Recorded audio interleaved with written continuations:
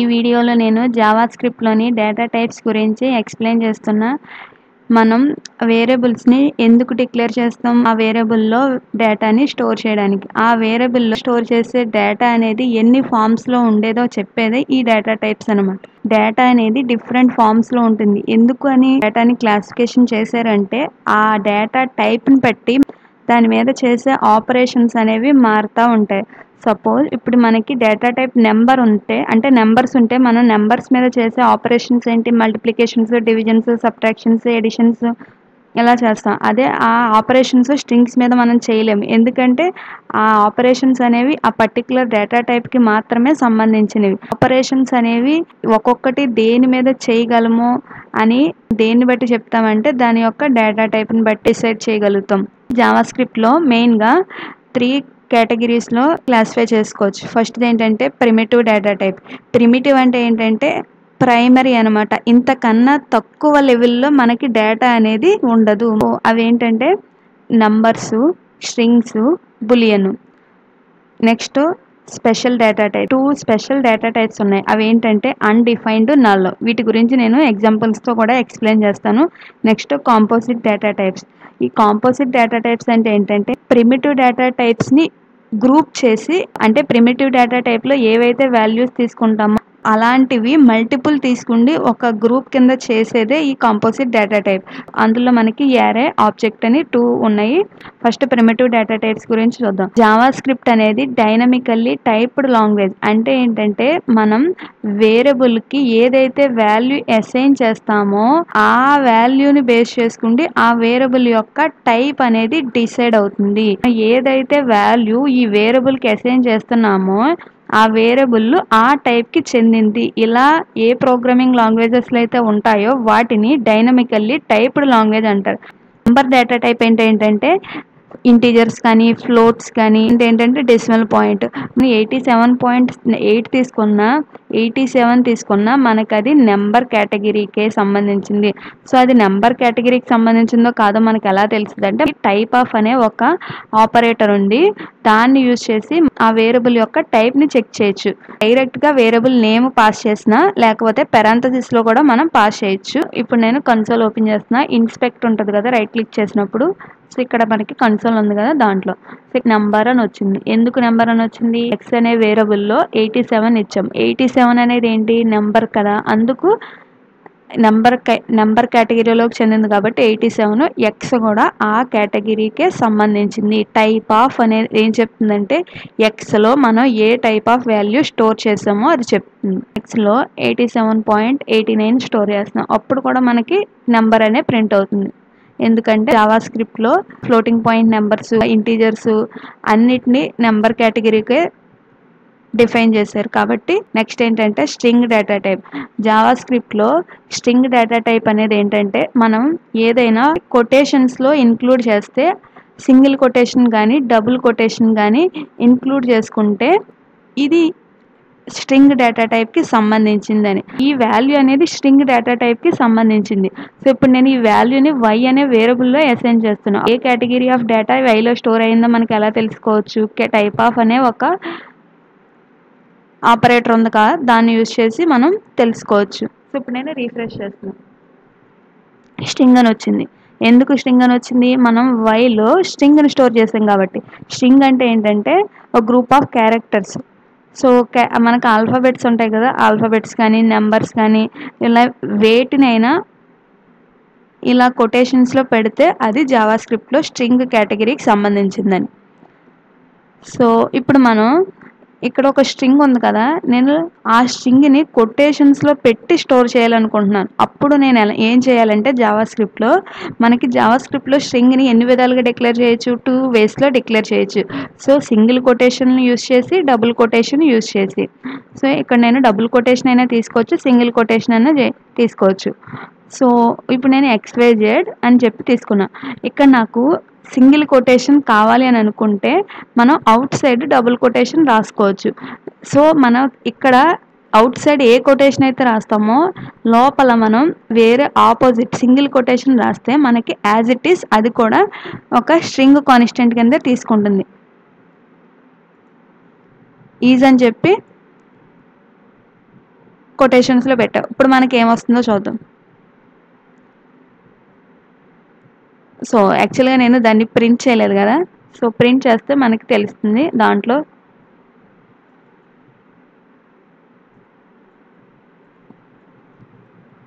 Why పైన కూడా ఎక్స్ని print చేస్తున్నా.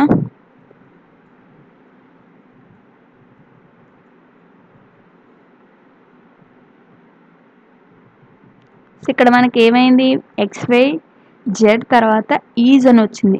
ఎందుకు ఈజ్కి కొటేషన్ వచ్చిందంటే మనం ఇక్కడ ఈజ్ని సింగిల్ కొటేషన్స్లో మనం పెట్టాం కాబట్టి. సో అదే ఇప్పుడు మనం ఈజ్ అనేది డబుల్ కొటేషన్స్లో రావాలి అని అంటే మనం ఏం చేయాలి అని అంటే ఈ టోటల్ స్ట్రింగ్ ఏదైతే ఉందో దాన్ని సింగిల్ కొటేషన్స్లో పెట్టి అప్పుడు ఈజ్ని డబుల్ కొటేషన్లో పెట్టాలి. అప్పుడు మనకి ఎర్రర్ అనేది చూపించదు. మనకి ఎలా కావాలో అప్పుడు అలా వస్తుంది. సో ఇప్పుడు మనకి ఈజ్ అనేది డబుల్ కొటేషన్స్లో వచ్చింది.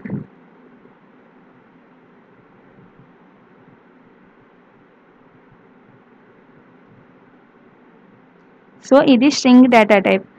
నేను స్ట్రింగ్స్ మీద ఆపరేషన్స్ అనేవి చాలా ఉంటాయి, మెథడ్స్ ఆపరేషన్స్, అవి ఫర్దర్గా సెపరేట్ వీడియోలో ఎక్స్ప్లెయిన్ చేస్తా. ఈ వీడియోలో జస్ట్ అన్ని డేటా టైప్స్ గురించి బ్రీఫ్గా ఎక్స్ప్లెయిన్ చేస్తున్నా. నెక్స్ట్ డేటా టైప్ ఏంటంటే బులియన్. ఇప్పుడు మనకి స్ట్రింగ్ డేటా టైప్ తీసుకున్నా, నెంబర్ డేటా టైప్ తీసుకున్నా మనం ఎన్ని వాల్యూస్ అయితే అన్ని వాల్యూస్ని స్టోర్ చేసుకోవచ్చు. నెంబర్స్ ఎలాగా -ఇన్ఫినిటీ నుంచి +ఇన్ఫినిటీ వరకు ఎన్ని నెంబర్స్నైనా మనం స్టోర్ చేసుకోవచ్చు. అదే స్ట్రింగ్ని తీసుకుంటే ఆ కొటేషన్స్లో ఎన్ని వాల్యూస్ అయినా మనం పెట్టుకోవచ్చు. కానీ మనకి బులియన్ డేటా టైప్ తీసుకుంటే అది తీసుకునే వాల్యూస్ రెండే రెండు ఉంటాయి, ట్రూ కానీ ఫాల్స్ కానీ. సో ఆ ట్రూ కానీ ఫాల్స్ కానీ మనం కొటేషన్స్లో పెట్టకూడదు. ఒకవేళ దాన్ని కొటేషన్స్లో పెడితే అది మనకి స్ట్రింగ్ అయిపోతుంది. సో మనం ఒక వేరియబుల్ అనేది బులియన్ డేటా టైప్ని స్టోర్ చేసుకోవాలి అని అంటే మనకి ఉండే వాల్యూస్ ఏవైతే ఉన్నాయంటే ట్రూ కానీ ఫాల్స్ కానీ.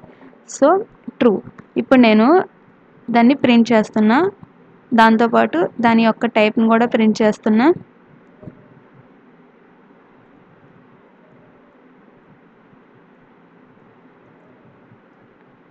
So type of B. So ఇప్పుడు చూద్దాం.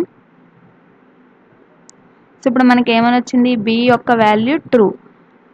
బి అనేది ఏ టైపు, బులియన్. అదే ఇప్పుడు నేను ఈ ట్రూ అనే వాల్యూని కొటేషన్స్లో పెడితే సో ఇప్పుడు మనకి ఏమవుతుంది, బి యొక్క టైపు స్ట్రింగ్ అవుతుంది. ఎందుకు, మనకి కొటేషన్స్లో ఏదైతే పెడతామో అది స్ట్రింగ్ కేటగిరీకి సంబంధించింది. సో ఇక్కడ మనకి జావాస్క్రిప్ట్లో జావాస్క్రిప్ట్లోనే కాదు ఏ లాంగ్వేజ్లోనైనా బులియన్ డేటా టైప్ అనేది తీసుకునేది రెండే రెండు వాల్యూస్, ట్రూ కానీ ఫాల్స్ కానీ. ఈ ట్రూ కానీ ఫాల్స్ కానీ మనకి ఎప్పుడు యూస్ అవుతాయంటే కండిషన్స్ చెక్ చేసేటప్పుడు. సో ఇప్పుడు మనకి జనరల్గా ఇప్పుడు మనకి ఎవరికన్నా పేమెంట్ పంపిస్తుంటే మనకి మన అకౌంట్లో సమ్ అమౌంట్ అనేది మనం పంపే అమౌంట్ కన్నా తక్కువ ఉంటే మనకి ఏంటి, ఎర్రర్ చూపిస్తుంది. అది ఎలా చూపిస్తుంది, మన అకౌంట్లో ఉన్న అమౌంట్ని మనం పంపే అమౌంట్తో కంపేర్ చేస్తుంది. ఒకవేళ అది ట్రూ అయితేనే అప్పుడు మనకి నెక్స్ట్ ప్రాసెస్కి వెళ్తుంది, లేకపోతే ఫాల్స్ కదా అప్పుడు మనకి ఎర్రర్ అనేది చూపిస్తుంది. సో ఇలా మనకి కండిషన్స్ అనేవి చెక్ చేయడానికి ఈ బులియన్ వేరియబుల్స్ అనేవి యూజ్ అవుతాయి. నెక్స్ట్ ఇక్కడ మనకి స్పెషల్ డేటా టైప్స్ ఉన్నాయన్నాను కదా, అన్డిఫైన్డ్ బులియన్. ఇక్కడ అన్డిఫైన్డ్లో ఈ డేటా టైప్ అనేది ఏంటంటే సమ్ వాల్యూ, ఆ వాల్యూయే ఆ పర్టికులర్ కేటగిరీకి సంబంధించిందని. సో ఇప్పుడు నెంబర్స్ తీసుకుంటే చాలా వాల్యూస్ ఉంటాయి, స్ట్రింగ్ తీసుకున్న చాలా వాల్యూస్ ఉంటాయి. బులియన్ తీసుకుంటే రెండే రెండు వాల్యూస్ ఉంటాయి, ట్రూ కానీ ఫాల్స్ కానీ.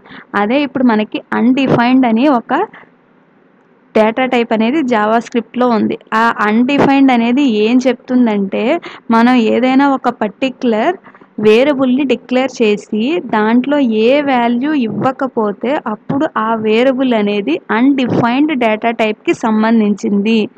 సో దానికి అన్డిఫైన్డ్ డేటాకి సంబంధించిందంటే దాంట్లో ఉన్న వాల్యూ కూడా అన్డిఫైన్డే, అంటే అదొక పర్టికులర్ డిఫరెంట్ కేటగిరీ. అన్డిఫైన్డ్ అంటే దాంట్లో మనం ఏమి పెట్టలేదు అని. సో ఇప్పుడు నేను సో console.log అని చెప్పి d వాల్యూని ప్రింట్ చేస్తున్నా. అదేవిధంగా d యొక్క టైప్ని కూడా ప్రింట్ చేస్తున్నా.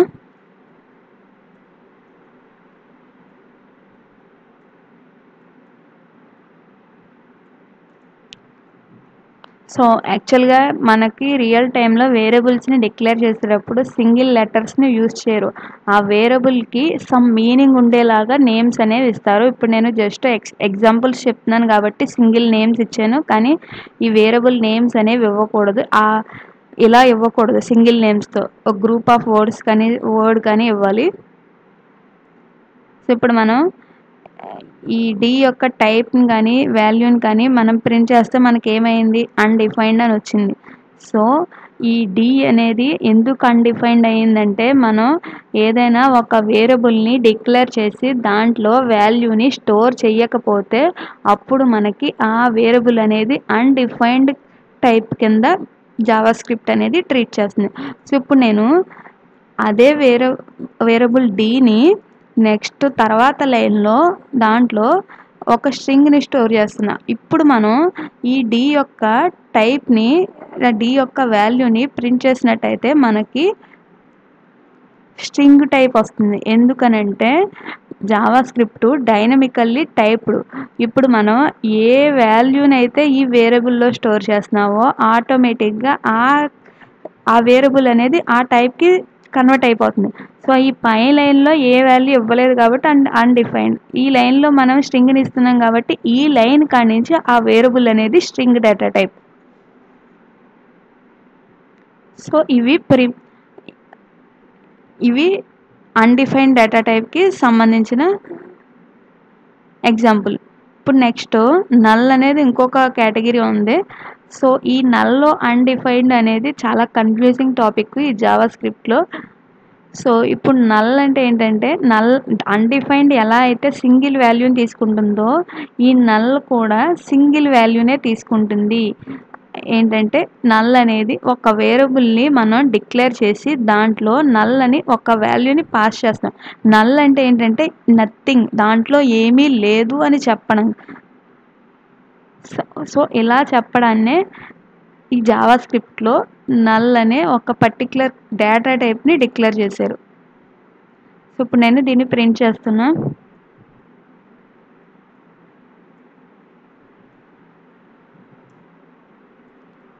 సో console.log అని చెప్పి dని ప్రింట్ చేస్తాం. ఇప్పుడు మనకి ఏమని వచ్చింది, నల్ అని వచ్చింది. సో మనం గుర్తుపెట్టుకోవాల్సింది ఏంటంటే జావా స్క్రిప్ట్లో నల్ అంటే ఏంటంటే ఆ వేరియబుల్లో ఏ వాల్యూ లేదు అని చెప్పడాన్నే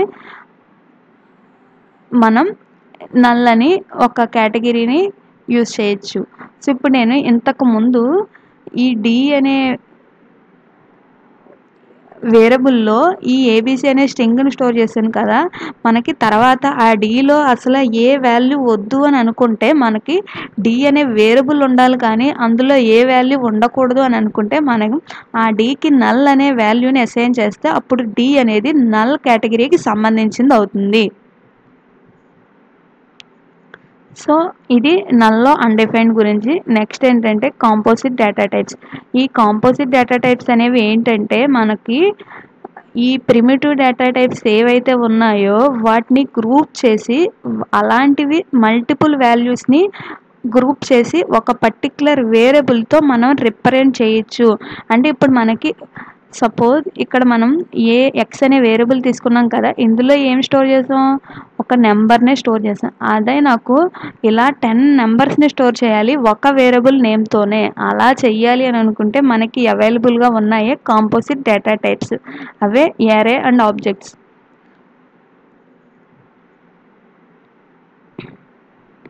సో ఎలా డిక్లేర్ చేయాలో యారేని జస్ట్ యారే అంటే ఏంటో చెప్పడం మాత్రమే ఈ వీడియోలో. నెక్స్ట్ ఫర్దర్గా యారేస్ గురించి సెపరేట్ వీడియో పెడతాను. దాంట్లో యారేస్ని ఎలా డిక్లేర్ చేయాలి, అందులో ఎలిమెంట్స్ ఎలా యాక్సెస్ చేయాలి, దాని మీద యూజ్ చేసే ఆపరేషన్స్ అవన్నీ చెప్తాను. ఈ వీడియోలో జస్ట్ యారేస్ గురించి బేసిక్సే చెప్తున్నా. మనం ఒక వేరియబుల్లో ఒక పర్టికులర్ డేటా టైప్ కానీ గ్రూప్ ఆఫ్ డేటా టైప్స్కి సంబంధించిన మల్టిపుల్ వాల్యూస్ని ఒక వేరియబుల్ ఒక వేరియబుల్తో పాయింట్అవుట్ చెయ్యాలి అని అనుకుంటే అప్పుడు మనం ఈ యారేస్ కాన్సెప్ట్కి వెళ్ళొచ్చు. సో ఇప్పుడు నేను నేమ్స్ అనే ఒక వేరియబుల్ తీసుకుంటున్నా. ఈ వేరియబుల్లో నేను ఒక నేమ్నే కాదు, ఒక 5 మెంబర్స్ నేమ్స్ని స్టోర్ చేసుకోవచ్చు, 10 మెంబర్స్ నేమ్స్ని మనకి ఎంతమంది నేమ్స్ కావాలి అని అనుకుంటే అంతమంది నేమ్స్ని స్టోర్ చేసుకోవచ్చు. అది ఎలా అనంటే మనం ఏదైనా ఒక గ్రూప్ ఆఫ్ వాల్యూస్ని ఒక పర్టికులర్ వేరియబుల్తో మనం పాయింట్అవుట్ చేయాలి అని అంటే యారేస్ని యూజ్ చేసుకోవచ్చు. యారేస్ని క్రియేట్ చేయాలంటే మనం ఏం చేయాలంటే ఫస్ట్ ఈ స్క్వేర్ బ్రాకెట్స్ ఉన్నాయి కదా, ఆ స్క్వేర్ బ్రాకెట్స్ని యూజ్ చేయాలి. స్క్వేర్ బ్రాకెట్ ఓపెన్ చేసి క్లోజ్ చేసిన మధ్యలో మనం ఎన్ని వాల్యూస్ అయినా పెట్టుకోవచ్చు. దాన్ని కామాతో సెపరేట్ చేయాలి.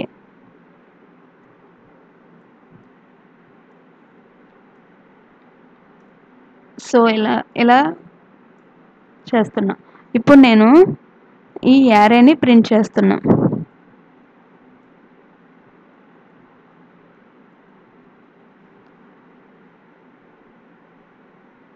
సో ఇప్పుడు మనకి ఏమైంది, ఒక వేరియబుల్ నేమ్ని ప్రింట్ చేస్తే మనకి ఎన్ని వాల్యూస్ వచ్చినాయి, ఆ వేరియబుల్ అనేది ఒక యారే కేటగిరీకి సంబంధించింది కదా, ఆ యారేలో ఎన్ని వాల్యూస్ అయితే ఉన్నాయో అన్ని వాల్యూస్ మనకి ఇక్కడ ప్రింట్ అయింది.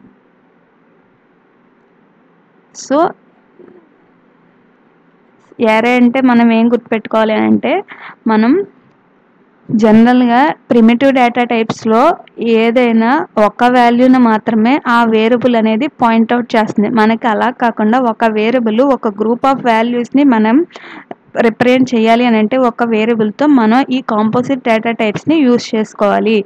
దాంట్లో యారే అనేది ఒక టైపు. ఈ యారేని మనం డిక్లేర్ చేయాలి అని అంటే స్క్వేర్ బ్రాకెట్స్లో డిక్లేర్ చేయాలి. ఎన్ని వాల్యూస్ అయినా మనం ఇక్కడ కామాతో సెపరేట్ చేసి ఇచ్చుకోవచ్చు. ఈ స్క్వేర్ బ్రాకెట్స్ లోపల మనం ఏ టైప్ ఆఫ్ వాల్యూ అయినా ఇచ్చుకోవచ్చు. ట్రూ ఇవ్వచ్చు, లేకపోతే నెంబర్ ఇవ్వచ్చు, లేకపోతే నల్ ఇవ్వచ్చు. సో ఇప్పుడు నేను ఇన్ని వాల్యూస్ ఇచ్చాను కదా, వీటన్నిటితోనూ ఆ వేరియబుల్ పాయింట్అవుట్ చేస్తుంది కదా. ఇప్పుడు నేను ప్రింట్ చేస్తే మనకు అన్ని వాల్యూస్ వచ్చినాయి. ఆ వేరియబుల్లో ఎన్ని అయితే వాల్యూస్ ఇచ్చామో ఏ టైప్ ఇచ్చినా పర్వాలేదు. సో ప్రిమిటివ్ డేటా టైప్స్లో అన్నిటినీ గ్రూప్ చేసుకోవచ్చు, లేకపోతే ఒక పర్టికులర్ టైప్కే డిఫరెంట్ వాల్యూస్ ఇచ్చుకుని ఇవ్వచ్చు. ఎన్ని విధాలుగా అయినా మనం ఇవ్వచ్చు. సో మనం ఈ వీడియోలో వరకు మనం ఏమైనా గుర్తుపెట్టుకోవాలంటే యారే అయితే ఎందుకనంటే ఒక గ్రూప్ ఆఫ్ వాల్యూస్ని ఒక వేరియబుల్తో పాయింట్అవుట్ చేయడానికి. దాన్ని ఎలా క్రియేట్ చేయాలి అని అంటే స్క్వేర్ బ్రాకెట్స్లో ఓపెన్ చేసి క్లోజ్ చేసి దాని లోపల ఎన్ని వాల్యూస్ అయినా ఏ టైప్ ఆఫ్ వాల్యూస్ అయినా ఇచ్చుకోవచ్చు. నెక్స్ట్ ఏంటంటే ఆబ్జెక్ట్. ఈ ఆబ్జెక్ట్ అనేది ఒక స్పెషల్, అంటే ఈ జావా స్క్రిప్ట్లో ఈ ఆబ్జెక్ట్ అనేది చాలా ఇంపార్టెంట్. దాన్ని ఎలా క్రియేట్ చేయాలి అని అంటే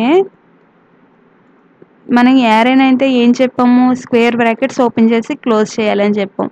సో ఆబ్జెక్ట్ని మనం క్రియేట్ చేయాలి అని అంటే ఆ ఆబ్జెక్ట్ టైప్ మనం క్రియేట్ చేయాలి అని అంటే ఆ వాల్యూని ఎలా అంటే కర్లీ బ్రేస్ ఓపెన్ చేసి క్లోజ్ చేయాలి. యారేకి అయితే స్క్వేర్ బ్రాకెట్స్ ఓపెన్ చేసి క్లోజ్ చేయాలి. సో మనకి సమ్ ప్రోగ్రామింగ్ లాంగ్వేజెస్లో సపోజ్ పైథాన్ తీసుకుంటే డిక్షనరీ ఉంటుంది, అదే జావా తీసుకుంటే హ్యాష్ మ్యాప్ ఉంటుంది. అవి ఎలాగో జావా స్క్రిప్ట్లో ఆబ్జెక్ట్ కూడా సేమ్ ఫంక్షనాలిటీని కలిగి ఉంటుంది. ఈ ఆబ్జెక్ట్ అంటే ఏంటంటే ఈ ఆబ్జెక్ట్ డేటా టైప్లో మనం ఈ యారేకి అడ్వాన్స్ అనమాట. ఈ యారేలో మనం ఏం స్టోర్ చేస్తున్నాం, గ్రూప్ ఆఫ్ వాల్యూస్ని స్టోర్ చేస్తున్నాం. అదే ఈ ఆబ్జెక్ట్ డేటా టైప్లో మనం గ్రూప్ ఆఫ్ కీ వాల్యూ పేర్స్ని మనం స్టోర్ చేయొచ్చు.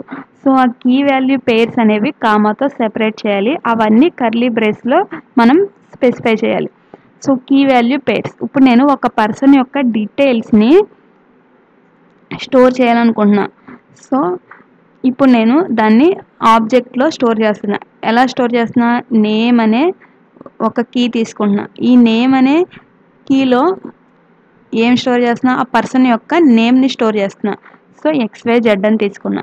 సో ఇక్కడ నేమ్ అనేది కీ అవుతుంది, వాల్యూ అనేది XYZ అవుతుంది. మనం నేమ్ని వాల్యూని కాలంతో సెపరేట్ చేయాలి ఆబ్జెక్ట్లో.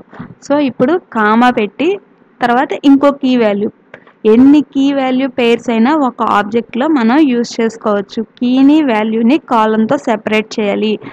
ఒక కీ వాల్యూని వేరే కీ వాల్యూతో సెపరేట్ చేయాలంటే కామా యూజ్ చేయాలి.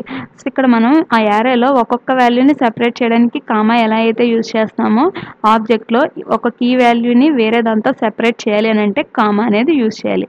కీకి వాల్యూకి మధ్యలో కాలం అనేది యూజ్ చేయాలి. ఇప్పుడు నేను నేమ్ తర్వాత ఏజ్ అని ఒక కీ తీసుకుంటున్నా.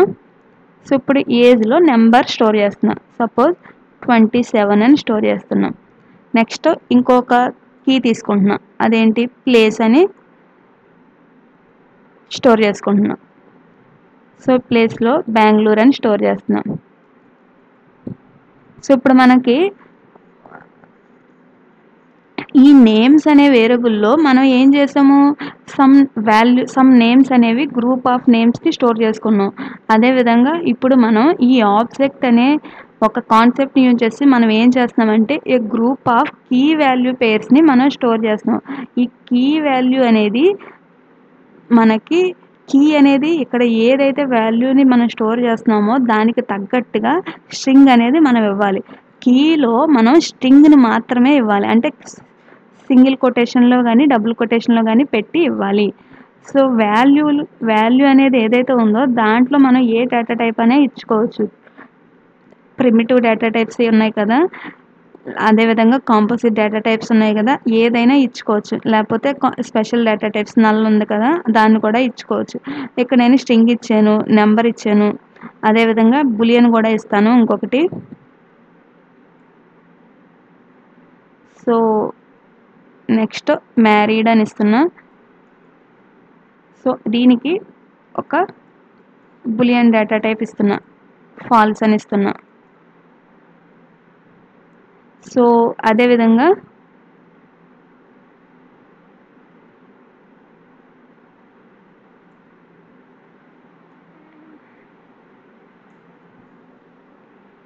ల్యాండ్ అని ఒక వేరియబుల్ని, ల్యాండ్ అనే ఒక కీని ఇస్తున్నాను. అంటే ఎన్ని ఏకర్స్ ల్యాండ్ ఉంది అలా. ఇక్కడ నేను నల్ ఇస్తున్నా, అంటే అసలు ఎన్ని ఏకర్స్ ల్యాండ్ లేదు అని చెప్పి. సో ఇక్కడ మనం ఒక ఆబ్జెక్ట్ని డిక్లేర్ చేస్తాం. ఆబ్జెక్ట్ని ఎలా డిక్లేర్ చేయాలి అని అంటే కర్లీ బ్రేస్ లోపల ఏ కీ వాల్యూ పేర్స్లో ఆబ్జెక్ట్ని డిక్లేర్ చేయాలి.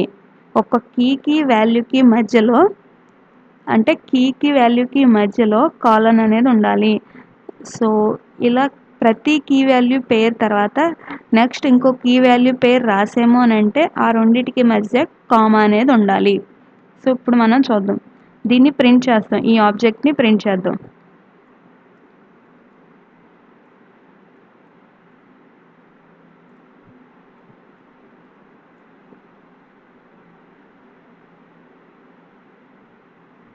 ఇప్పుడు మనకి ఏమని వచ్చింది, ఈ ఆబ్జెక్ట్లో ఏవైతే కీ వాల్యూస్ ఉన్నాయో అన్నీ ప్రింట్ అయినాయి.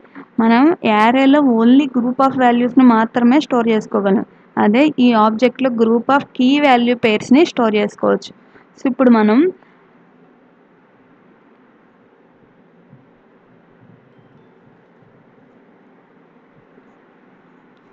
ఈ రెండింటిని కంబైన్ చేసి మనం ఏం చేయొచ్చు అని అంటే ఈ నేమ్స్ అనే ఒక యారేలో ఓన్లీ గ్రూప్ ఆఫ్ నేమ్స్ అనే తీసుకున్నాం కదా, ఈ ఆబ్జెక్ట్లో మనం ఏం చేసాం, ఒక పర్సన్ డీటెయిల్స్ని స్టోర్ చేసాం. అదే మనం గ్రూప్ ఆఫ్ పర్సన్ డీటెయిల్స్ని కూడా మనం స్టోర్ చేయొచ్చు. ఎలా, ఒక గ్రూప్ ఆఫ్ వాల్యూస్ని మనం యారేని యూజ్ చేసి స్టోర్ చేస్తాం. ఒక పర్టికులర్ పర్సన్ యొక్క డీటెయిల్స్ ఈ ఆబ్జెక్ట్ని యూజ్ చేసి చేస్తాం. రెండింటిని కంబైన్ చేయొచ్చు. ఎలా చేయొచ్చు అని అంటే ఇంకొక వేరియబుల్ తీసుకుని నేను సపోజ్ ఇక్కడ నేను స్టూడెంట్స్ అని క్రియేట్ చేస్తున్నా. సో ఇందులో మనకి ఏం చేయొచ్చు, మల్టిపుల్ స్టూడెంట్స్ యొక్క డీటెయిల్స్ని స్టోర్ చేయొచ్చు. అప్పుడు నేను ఏం చేస్తున్నా, యారే తీసుకుని ఆ యారేలో ఒక్కొక్క ఎలిమెంట్ ఒక్కొక్క ఆబ్జెక్ట్ కింద మనం ఇవ్వచ్చు. సో ఇప్పుడు మనకి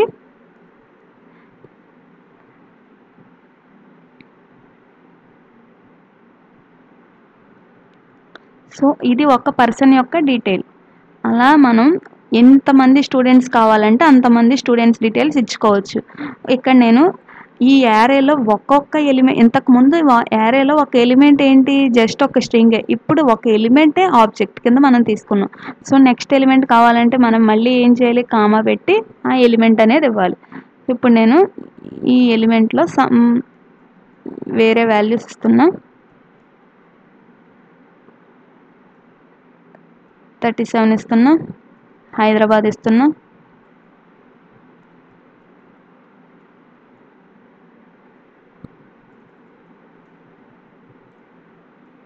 ఫైవ్ ఏకర్స్ అని ఇస్తున్నా, ఇలా ఇచ్చాను.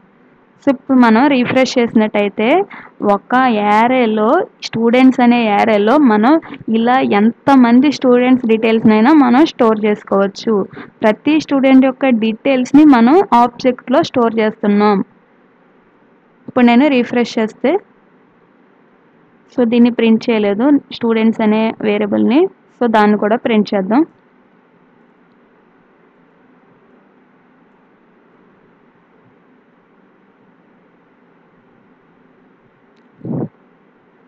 సో ఇక్కడ మనకి ఆ స్టూడెంట్ అనే యారేలో ఎన్ని ఎలిమెంట్స్ ఉన్నాయి? 2 ఎలిమెంట్స్ ఉన్నాయి. ఒక్కొక్క ఎలిమెంట్ ఇంటర్నల్గా ఆబ్జెక్ట్. యారేలో మనకి ఇండెక్సెస్ ఉంటాయి. ఫస్ట్ ఎలిమెంట్ 0th ఇండెక్స్ దగ్గర, సెకండ్ ఎలిమెంట్ ఫస్ట్ ఇండెక్స్ దగ్గర, ఇలా ఉంటాయి. ఒక్కొక్క ఎలిమెంట్ ఒక్కొక్క ఇండెక్స్ దగ్గర ఉంటాయి. ఆ ఎలిమెంట్స్ని కూడా మనం ఇండెక్స్ని యూజ్ చేసి యాక్సెస్ చేసుకోవచ్చు.